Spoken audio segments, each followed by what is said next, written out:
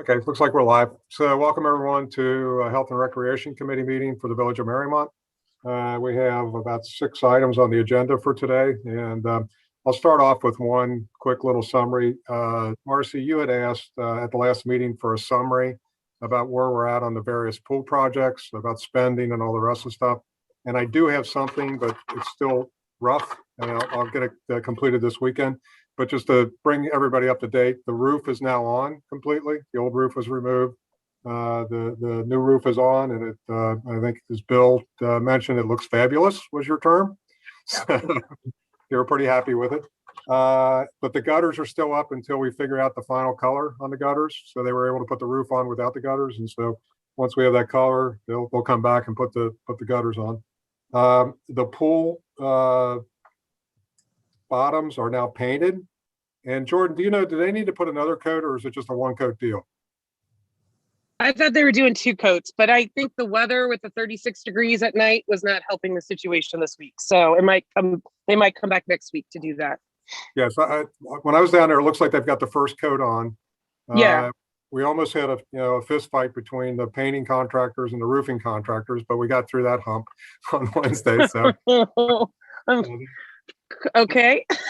there was unhappy campers during that process, but we got through it. So that's okay. done. Thank you. As far as the exterior building and pool painting, we now have a contract, I understand. Bill, you signed that this morning? I signed it, earlier today. Okay, so that's done. And we do have a color, or is we still going to just pick on Monday, I think. Is that right, Mandy? Yes. Yeah. We're meeting with Amanda on Monday, and she's going to put up samples, and Bill and I are going to be there to take some pictures and share with everyone. Right. And the good news is on these projects so far, they're coming in below the not to exceed number that council approved. Virtually every one of them are coming in below the number, because we went back and asked the contractors for their best and final number, and they sharpened the pencil, and we got below those not to exceed numbers. The other thing is we did settle the roof insurance claim, and we're going to receive a net check of about $6,500 for the roof. So that helps in the process. So that's all completed. You didn't get the check yet, Bill, did you? I mean, they act like they're going to cut it. So I got confirmation that they will be sending it, but no, I've not had the check yet. Okay, that's good. How much was the roof overall? Like, what percentage of the replacement? Roughly about 25, 30% of the cost. And we ran into a little bit of a problem because we may have been a little late in reporting the claims. So we had to, kind of get through that hurdle in the process of talking with the insurance companies. But, it's a fair number for the dam. And if you remember, we had a tree down on the one roof, which meant that side had to be replaced. We had shingles blown off on the main pool house, but there was arguments about, did you just have to do a patch, or did you have to do the whole thing? So, that 30% number is a good negotiation at the end, given all the circumstances on it. But again, it helps us with our overall spending numbers a little bit. The fence is on order, and we'll go. That is proceeding. Lauren, nothing more on that one? Right. Nothing more, just waiting for the material to come in. Okay, so I'm going to jump down to something here real fast, and John's on the call. So we got an estimate for the trees. We have trees that are surrounding the north and east side of the pool that are in fairly suspect condition, that have a risk of being toppled with the next windstorm that came through. And so we looked at it and said, does it really make a lot of sense to get new fences, get new roofs, do all this painting, and not deal with the trees on a preemptive basis to remove the ones that have a potential of falling on all the new structures? And so, John, you've looked at it, and Davey has flagged about 20 trees. And again, they're not all big trees. Some of them are fairly small that probably need to be removed. And at this point, John, you just mentioned that it's going to be about anywhere between $9,500 and $11,000 to remove those trees. Is the rough guess right now? You're still refining it? And the request was made by Davey to somehow coordinate with Mills Fence Company, that when they take the old fence down, that they somehow can squeeze in there and get those out of there while that fence is out of the way, which just means a little bit of coordination.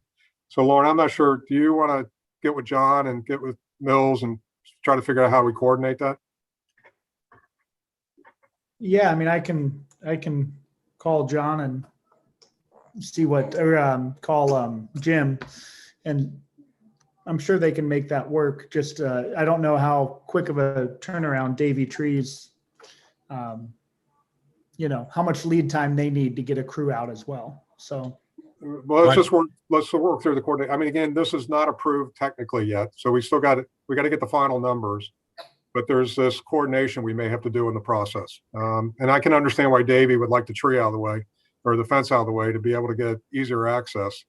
But again, do we want to leave those trees up, and put in new fencing? I'm not sure that makes a lot of sense. So again, we don't have to make an approval yet on the tree work. It's just coming, and that would go against this remaining budget that the pool has for their permanent improvements in general fund.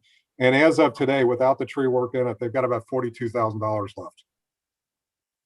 So, and Marcy, I'll send you this detailed schedule when I update it based upon today, so you can see what we're talking about. But Thank you. so, we got this tree work we have to do, and the other piece that's coming is landscape work. This is something we hadn't talked about before. But the good news is Terry has recruited Pat O'Brien. And he's not the owner of the bar in New Orleans. He is the head greenskeeper for Hyde Park Country Club, lives over on Homewood, and he has volunteered his services to come up with a landscape plan for us, not only for the front of the pool building, but the area between the two pools. And I know Pat, and Terry, who's the other guy that's been down there working with him? I don't know his last name, but his first name is Brian, and he's a horticulturalist that works for Pat at Hyde Park. So he does all the planting and designs over there. To include, he did all the landscaping around their new pool. So he's got lots of thoughts about what works in a pool environment.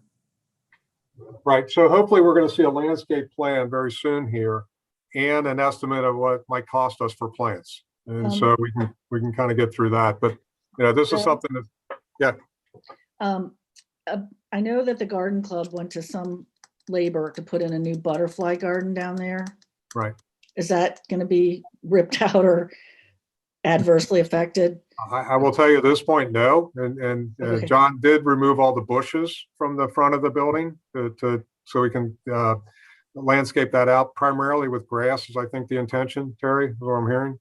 Yeah, and just directly to Marcy, Karen, as you know, Karen Burkis, who's on the commission, is a member of the garden club. And so we've been really benefiting from her input to make sure that we respect what's going on there and anything we can do to help improve it. I couldn't remember if she was still on the pool commission. Yeah. She yeah, is? she's actually the co-president of the garden club. Well, I know that, but I didn't realize she was still on the pool commission because I thought for some reason she had bowed out last year. She's been very helpful, and she's Good. each time, most of the times that we've met with Pat. So that was a great question, and I think we're coordinated on that. I know we are. So. Okay. Yeah, and so again, there's some things going on down there. This is, I think, a good development that we found some expertise in the village, and so we may have to buy some plants for them. Whatever. But hopefully we'll see the landscaping plan very soon and the cost estimates, so we can update our budgets for the next meeting. So we can. I'm hoping, Terry, order of magnitude. Do you think it's going to be above or below 5,000 for plants? Oh, I think it'll be above 5,000, but I don't think we need to do it all at one time. Good. The beauty is we're going to get a completed plan for the areas you described, and then we can decide, how to bite that off at what kind of pace. Candidly, it looks great right now with the removal of dead, dying, old material.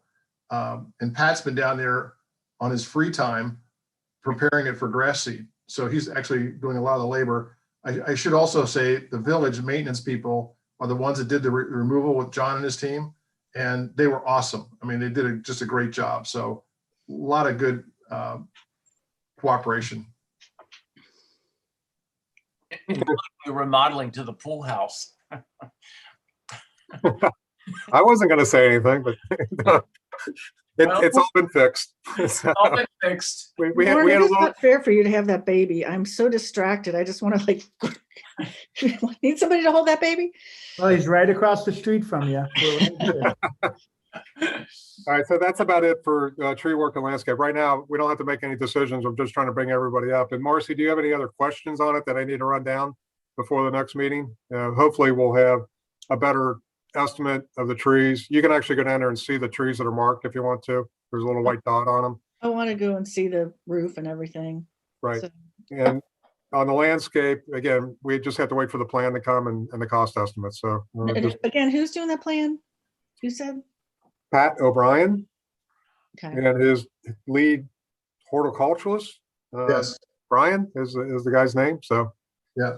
we're getting the benefit of donated expertise here. That's good.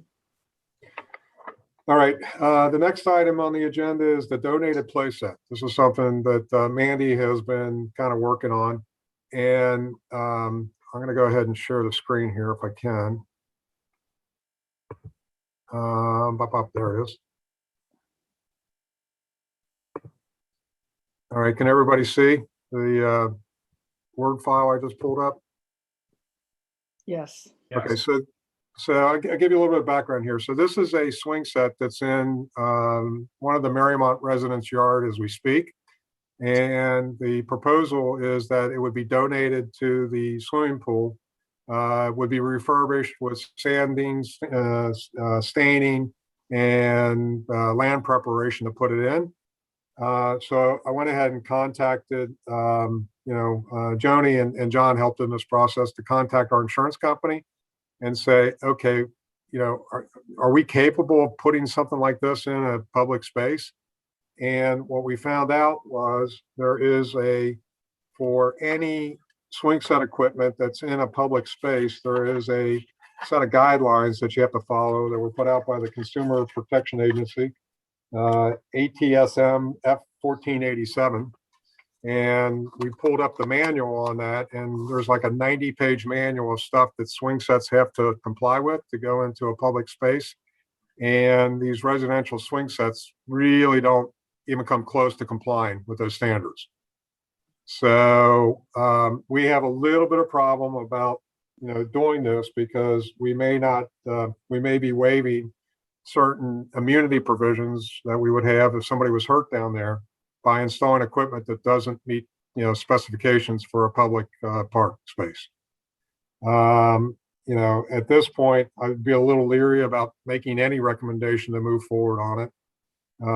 Mandy, you had mentioned at one point that, well, maybe we can do some sort of waiver, that people would sign, on top of the other waivers, we already have them signed.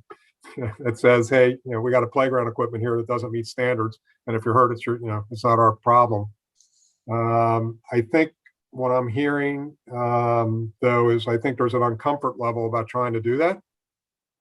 And while it's a great opportunity to get an additional amenity down there at a cost, I've heard estimates that it might cost us $30,000 to try to buy something like this for a commercial park. I don't know that we can take the risk, from the insurance side, the lack of insurance and potential waiving of certain rights in case there was a accident down there. At that point, I'll open it up to the floor for anyone else's comments on this item specifically at this point. I think I've gathered about as much information as I can gather. Now, I will say this, that I've been told that these types of residential swing sets, are at a lot of pool facilities. What I don't know is, are those community pools or are they private pools? And I think at the community pools, you might not find them, but at the private pools, I think they're probably willing to accept that risk.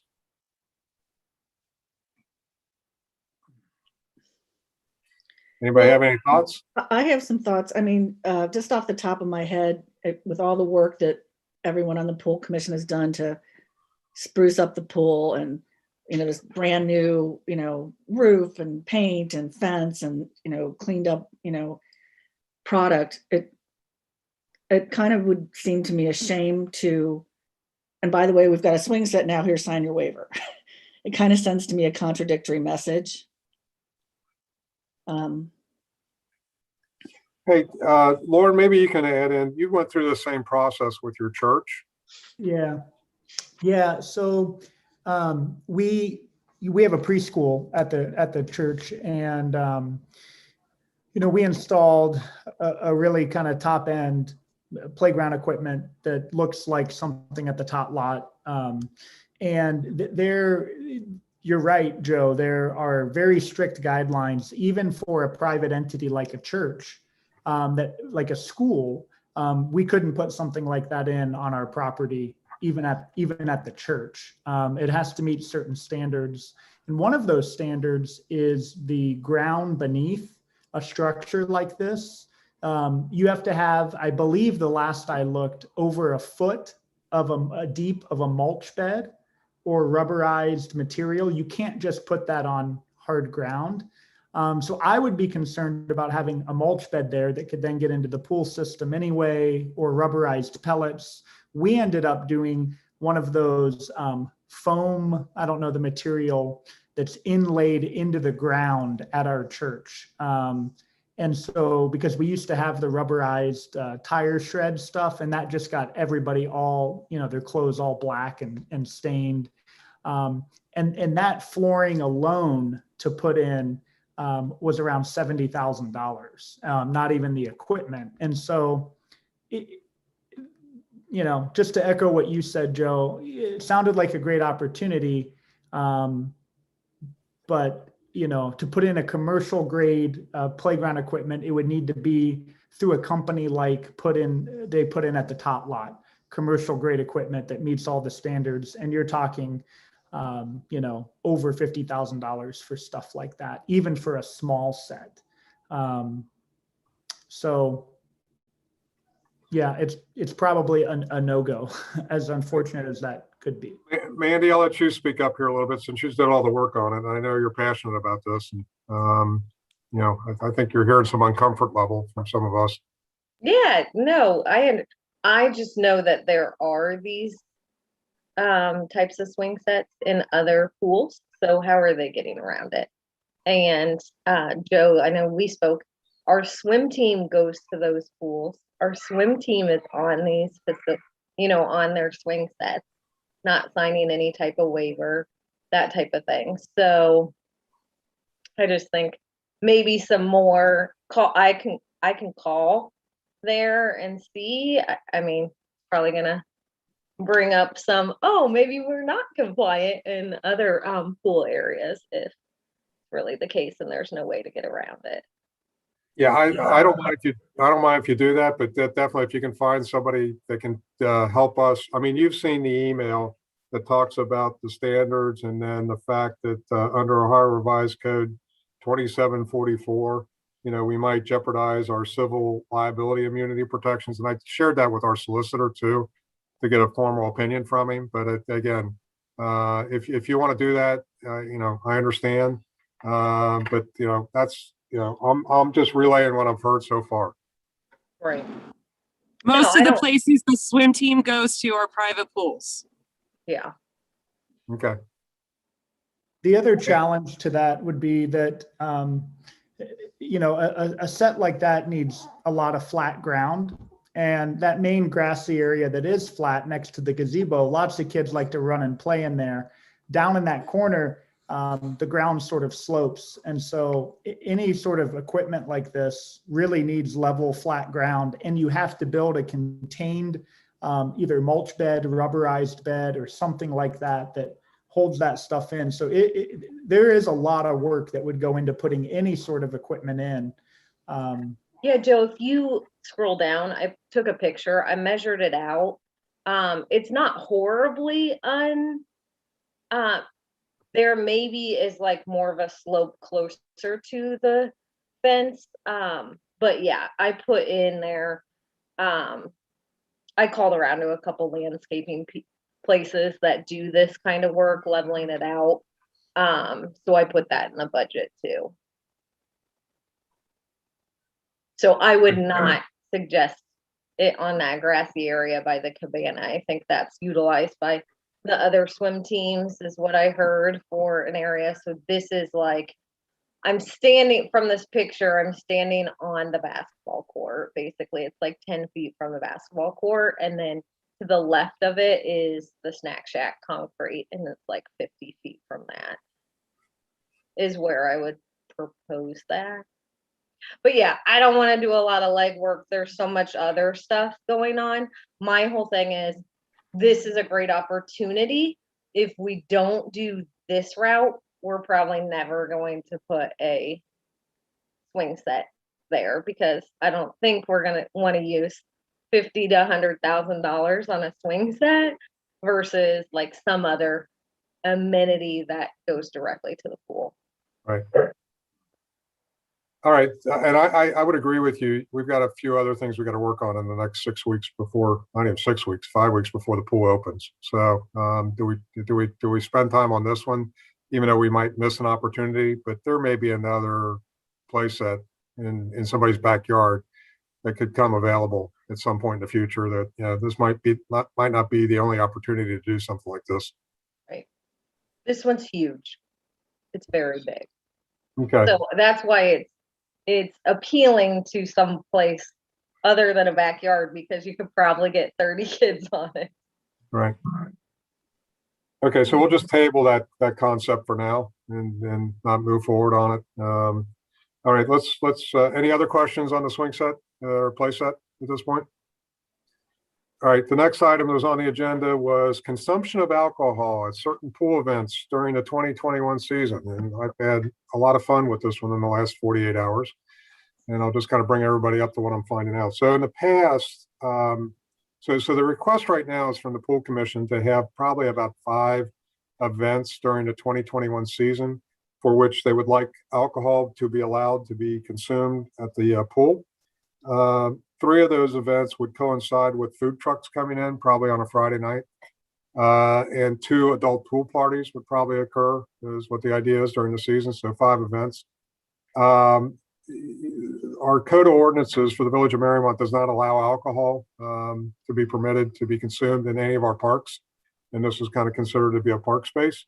And what I found out was other community, well, let us step back here. In the past, we have had adult-only pool parties down there. And with that process was there was an ordinance that was passed that specifically allowed alcohol consumption in connection with those 3 adult-only events. And so that was passed by council and moved on. What I have found out in talking with our insurance company is we probably did not have insurance for those events at all. We did those events with the idea that there was a waiver that was signed for the adult pool party. And there was a theory that that gave us enough protection if anyone got hurt during that process. So the insurance company told me that they insure other community pools in the Hamilton County area, Sharonville and Evendale, and they're not aware that they allow any alcohol at all on the property. So what we need to figure out is, okay, if we're going to do this, are we comfortable with that waiver concept? And I tried to call our solicitor after finding out about this, and I haven't gotten a call back from him yet. I'm not aware of any state law that prohibits alcohol in a park setting in the state of Ohio. So it's not that. Our biggest problem is insurance. And apparently we can go out, there's a possibility of buying liquor liability insurance to go with these 5 events. I have no idea what that cost would be or if it's even available. But apparently what I've been told is that was looked at several years ago and the cost was prohibitive. Now, the other way we might be able to solve this is to, especially on those food truck nights, if the food truck operator has a liquor license and the right insurance, we can use that as our protection against anybody getting hurt in connection with allowing alcohol on the property. I'm not aware of too many food truck operators that actually have a liquor license. And I think there's some legal issues about where that liquor license is valid. So, but this is going to take a little bit deeper dive than we thought originally about just picking a couple dates and saying okay to it, which is what the process was in the past. And we also have a little bit of a wrinkle here that these are not going to be adult-only events that we're talking about. The food truck events would be, families. And so how do we get around all these, issues in this process? And the other question I've asked, and I've not gotten the answer yet, is what practices and policies should we be following on those nights that we allow alcohol on the property? What's our duty to, monitor consumption and to assure that someone's not over consuming. If you're a bar owner, I know there's Dram Shop Act laws that specify what the responsibility is of the bartender and or the bar owner. I don't know what those responsibilities are for us. And Jordan, the one thing I heard, you're not going to hear this, is that potentially the employees could be held liable for any events that are there. And if we don't have insurance, hopefully you have personal liability insurance. So again, Okay. like I said, I didn't think you want to hear that, but that's kind of where I'm at right now. And I'll Sure. open the floor for comments or conversations, knowing that we're still trying to collect some data here. But like I said, in the last 48 hours, I've gotten a real education on this whole area.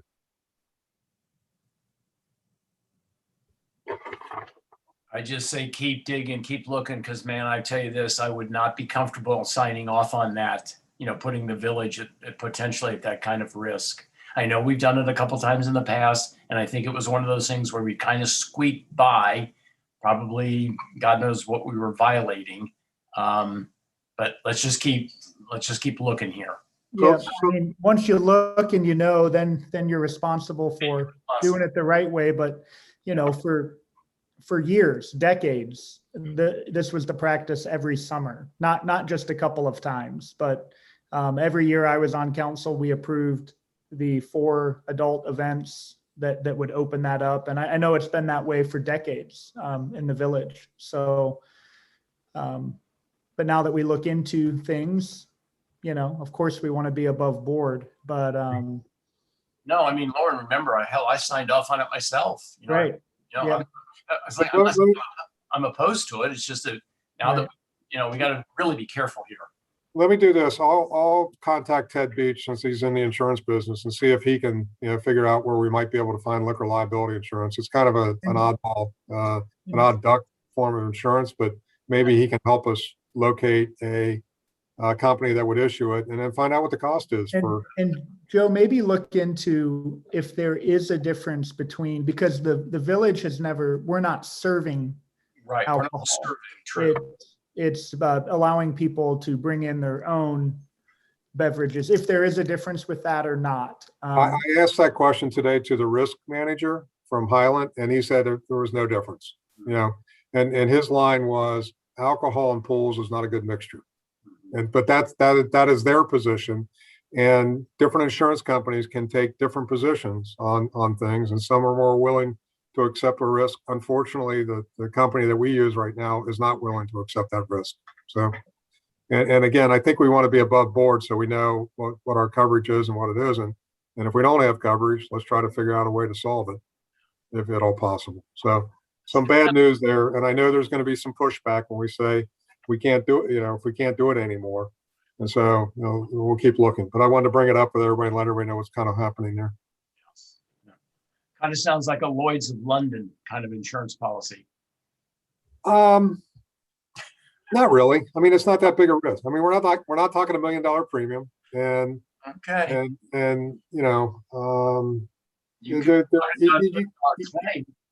You just never know. I mean, there's got to be people out there providing this type of insurance for our situation, because how many pools are there in the United States? So that gives you a better chance of finding a different. How do the private pools do it? I don't know. I mean, well, I bet the private pools, they probably figured, I bet they got a way. Terry, can you check that with, They do at the sports club, that's for sure. right. They have a bar right by the pool. Yeah, they do at Coney Island as well. If they serve in the water, not even outside the water. So. Well, Terry, I'll call you later and see if we can figure out how to find somebody who might be able to answer that question about private versus public and all that good stuff. But yeah, go ahead. This could be a very good Ted Beach project, to your point. That's what Ted does. Yeah, use the expertise. All right. So any other questions on that one at this point? I know, Mandy, you're not happy so far. So. Hey, Joe, I just have one quick question in general operational terms. Is the pool going to operate on the same kind of, reserved slot thing that they did last year? Our answer to that at this point, we don't know. Okay. We're waiting to see guidance from Hamilton County Public Health. We're assuming at the minimum we'll be on the same restrictions as last year, but we would have to believe that, there's probably going to be some relaxation of those standards, hopefully a doubling, if not a tripling. And at that level, we're probably okay. We really wouldn't have a problem at all.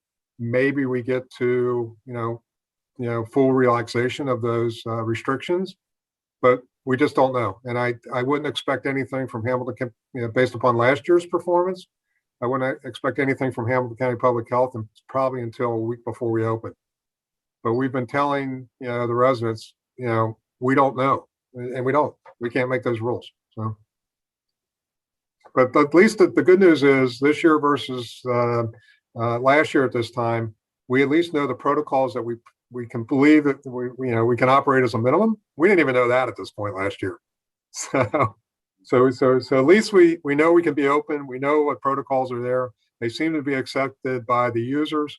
And so we're way ahead of the game at this point. So, and there seem to be no dire consequences, either of them.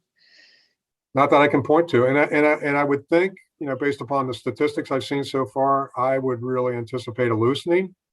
But there's been some uptick in some areas of the country on COVID counts in the past couple of days. So, and I would say the answer to the question, Marcy, is ask me next month.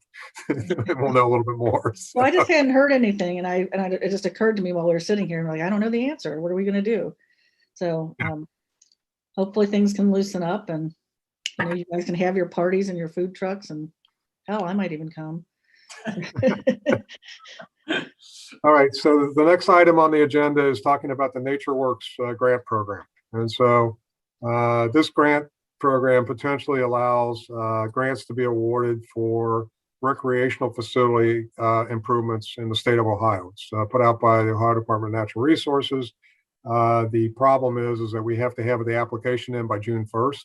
And so what we have to kind of determine is what projects would we potentially try to apply for this grant program. And on the pool side, we've been talking a little bit about the potential of a slide in the deep end where the diving boards used to be. But we got a little bit of, and the other potential project we've talked a little bit about is a rehabilitation of the wading pool with the potential of splash pads or other improvements over there. One of the problems we have, Mandy has been trying to get some quantification on what those projects could cost, so we at least know what to put in the grant application. The problem is we have to go to our contractor Shamrock, and I happened to be down at the pool this week when Rob was there, and Rob was just saying, "Hey, I am swamped right now. I really don't have time to work up, estimates on some of this stuff." But as I reminded him that if we got this grant, guess who would do the work? So he does have a incentive to try to help us get this done. But I just don't know if we're going to be able to get something out of them that's going to be tangible enough to be able to put this application in. The other piece of it is I've talked to the people in the tennis facility about what they may want, and they threw out two potential items as far as a court replacement that we're going to be facing at some point in the near future, which they have gotten estimates that's about $50,000 to do that. And they also have a pavilion steps project that we've seen some of the drawings on in the past. And that project is estimated to be $25,000 or $30,000. I've asked the people down to South 80, do you have anything? Because in theory, that would qualify for recreational facilities. And they've talked in theory, but really don't have, specific projects or dollar amounts attached with those projects. So at some point, we got to make a decision about, and we don't have to do it today, are we going to try to apply for this grant program, which the application is due June 1st? Which projects do we apply for? Because again, we probably want to put something in that gives us the best chance of success. And we're trying to go through right now to figure out what types of projects have received funding in the past. But if I had to guess, I would say it's somewhere in the $75,000 to $125,000 range. And the village has to be willing to put up 25% of the cost of that. Where'd Jordan go? She dropped out. So the village has to be willing to put up 25% of that amount. So we've got some decisions to make over the next couple of weeks. Hey, do we try to put the application in? And what do we put it in for? And are we willing to accept the responsibility for that 25% match if it's successful? Now, we could find that match number in potential contributions, private contributions, similar to what we've done with the Murray Path. But, I just wanted to try to start the conversation, now while we're 6 weeks away from having to file something. And I can share after the call, Marcy, some documents we have, including the application packet. And I think, Mandy, you've looked at this thing once and brought up the one point that there looks like we need to do some public input before we file it, which we may have to scramble on that front. But any thoughts at this point? Should we try to go for it? I have a question. Can the money also be used for things like that aren't the things that are glamorous that would get contributions? Like, a slide people will contribute. Is what Mandy has said before. Sorry, and or a splash pad. You can get people excited about that. But some of the things that like the interior of the locker rooms, and those need some improvement. Can we use the funds for things like that? Because if you can get a grant for something that's less glamorous, and then maybe, I don't know, just a thought question. I haven't been in the grant space in a long time, so I don't know if it looks bad if we push something for this year and then we really get it together because we have a year till next year. And is it look bad that we put something out there, didn't get it, and then we tried again on another project? I don't know. It does say that you can resubmit a project once you have one out there and you don't get it, you can resubmit it for the next year. But there's a huge section on public input and getting like suggestions and input on like whatever design, etc.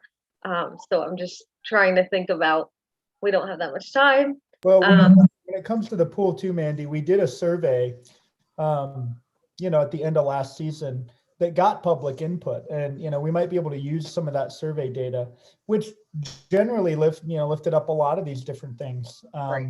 Pretty much any of these projects. There have been local pools that have been awarded, or in the state of Ohio, a Nature Works grant. So there's precedent for it, and it's covered an array of things at those facilities.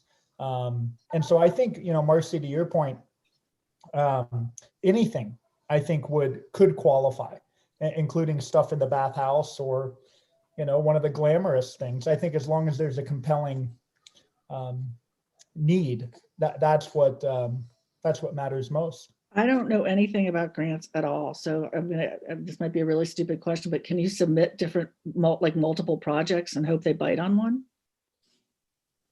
The answer to that is probably. But the reality is the optics might be bad, like you look greedy. Okay. And so like on the Clean Ohio grant that we got for Murray Path, we knew people who got that in the past. So we really talked to them and found out what worked, what didn't work before we submitted that thing a couple of years ago. There's actually a name on this application, Tim Robinson, who's supposed to be the program administrator.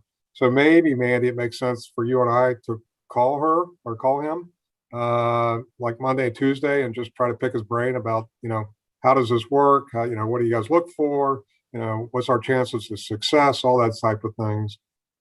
So we have a little bit better information as we try to narrow where do we go to try. I would love to get an application in June 1st because, you know, the one way you don't get it is don't apply. So let's try to figure out how to, you know, put it in, and maybe we learn on this one, and you know, we can always apply next year. But I'll poke around to see if anyone locally. Actually, when I talked to Rob Humboldt from Shamrock, he mentioned that he's been involved with some projects like this. So again, one of our contractors might be a good source of information about what we should try to do in this process.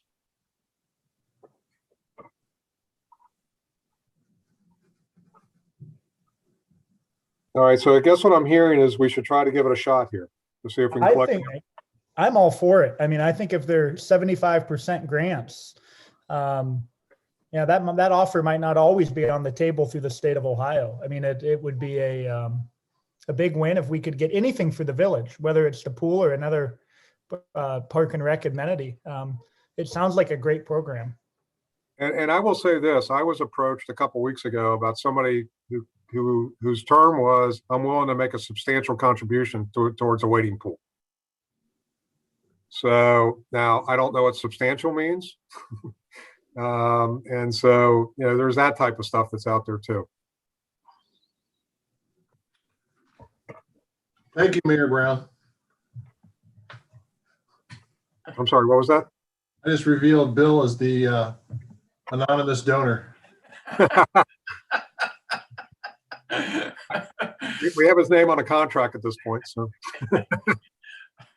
All right, any other questions about NatureWorks, Marcy? And, yeah, I'll send you this application afterwards. It's like a 38-page document, and they ask lots of questions about, you know, it's interesting how much stuff they collect.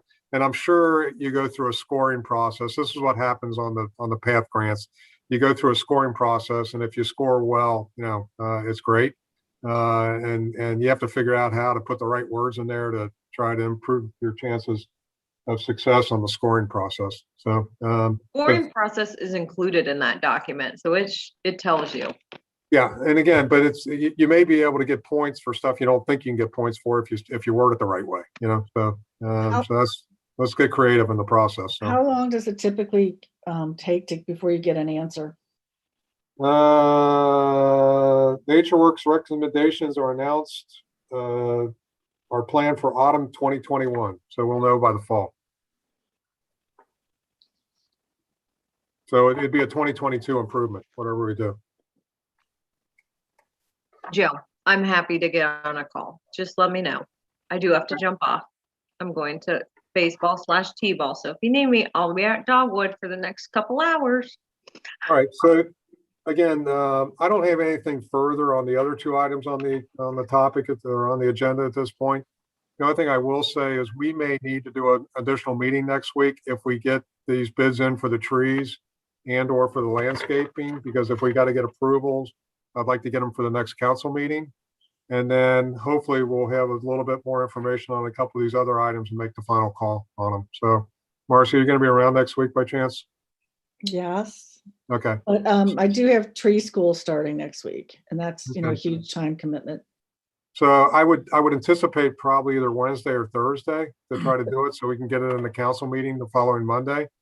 And I'm more concerned about those projects that we may need to pull the trigger on to, you know, get the contractor lined up and get it done before we open the pool. Well, I have tree school from 6 to 9, both Wednesday and Thursday. 6 to 9. Yeah. Okay. And I need at least an hour, like after a meeting, to just chill out and be away from the computer. Decompression time? I'm just saying 3 hours is a long time to be in tree school. I mean, it's been good. It's been interesting. I've learned a lot, just enough to be dangerous, but it's, you know, a big commitment. I'm trying to cram all 4 sessions in this calendar year. So. Okay. Very good. If anybody has anything else, we'll move on and get back to my normal job here for a little bit before I come home. Thank you. Thanks everybody for joining, and we'll let you know about the potential meeting next week. I'll try to get that out as early as possible, and I'll check with Avia to see if she's available. All right? Sounds good. Bye. right, thank you. Bye.